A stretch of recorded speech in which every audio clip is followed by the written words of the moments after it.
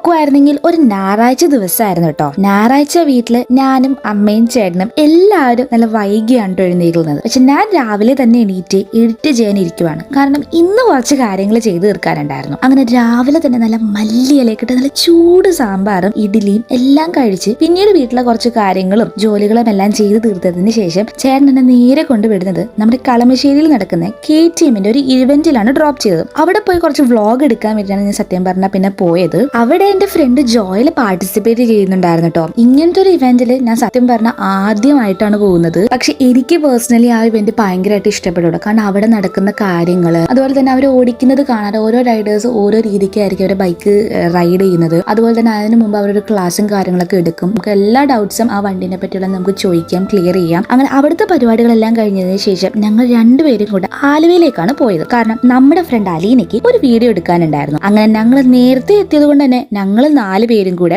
ആലുവ പാർക്കിലൊക്കെ പോയി കുറച്ചു നേരം അവിടെ സ്പെൻഡ് ചെയ്തു. പിന്നെ അവിടെ ഇരുന്ന് നല്ലൊരു ചായ എല്ലാം കുടിച്ചതിന് ശേഷം നല്ല മഴക്കാർ ഇങ്ങനെ മഴ പെയ്യുന്നുള്ളൊരു വക്കിലെത്തിയപ്പോഴേക്കും ഞങ്ങൾ പിന്നെ ഓർത്ത് അങ്ങനെയാണെങ്കിൽ നമുക്ക് വീഡിയോ എടുക്കാനുള്ള ഷോപ്പിലേക്ക് പോകാമെന്ന്. അങ്ങനെ ഞങ്ങൾ അവിടെ എത്തി അലീനയ്ക്ക് ഷൂട്ട് ചെയ്യാനുള്ള മെയിൻ കണ്ടന്റ്സ് എല്ലാം ഹെൽപ്പ് ചെയ്തതിന് ശേഷം കുറച്ചു നേരം ഞാൻ സഞ്ജുവിനൊപ്പം ഇരിക്കാന്ന് വിചാരിച്ചിട്ടോ. അങ്ങനെ ഞാനും സഞ്ജുവിനൊപ്പം കൂടിക്കഴിഞ്ഞു കഴിഞ്ഞാൽ സമയം പോണതേ അറിയില്ല കേട്ടോ. വേറൊന്നും കൊണ്ടല്ല, അവൾ ഓരോ മണ്ടത്തരം ചെയ്യുമ്പോൾ നമ്മൾ അതിൽ അറിയാണ്ട് പോലെ ഇൻവോൾവ് ആയി പോടാ. അങ്ങനെ അവിടുത്തെ പരിപാടികളെല്ലാം കഴിഞ്ഞ് ഞങ്ങൾ വീട്ടിലേക്ക് പോകുന്ന വഴി നല്ല മഴയായിരുന്നു. അപ്പോഴാണ് ആ കടയിലെ ചേട്ടൻ ഞങ്ങൾക്ക് ഒരു നോട്ട് കൊണ്ടുവന്നിട്ട് കടയിനെ പറ്റി എന്തെങ്കിലുമൊക്കെ ഒരു റിവ്യൂ എഴുതാൻ പറഞ്ഞത്. അങ്ങനെ അവിടുത്തെ റിവ്യൂവും ഞങ്ങൾക്ക് ഉണ്ടായ എക്സ്പീരിയൻസ് എല്ലാം എഴുതി അങ്ങനെ വന്നപ്പോഴേക്കും മഴയിൽ ഒരുവിധം കുറഞ്ഞു കേട്ടോ. തിരിച്ച് ഞങ്ങൾ പോണ വഴിക്ക് പക്ഷെ നല്ല മഴ പിന്നെയും പെയ്തിട്ടുണ്ടായിരുന്നു. അതുകൊണ്ട് തന്നെ ബാക്കി വീഡിയോസും കാര്യങ്ങളൊന്നും എനിക്ക് എടുക്കാൻ പറ്റിയിട്ടില്ല. പിന്നെ ഞാൻ വീട്ടിലെത്തി ഒന്ന് ഫ്രഷ് ആയതിനു ശേഷം ഞാൻ യൂട്യൂബിൽ കുറച്ച് ലൈവൊക്കെ കണ്ട് ഇരുന്നു. അങ്ങനെ ബാക്കി വിശേഷങ്ങൾ അടുത്ത വീഡിയോയിൽ. അതുവരെ ബൈ.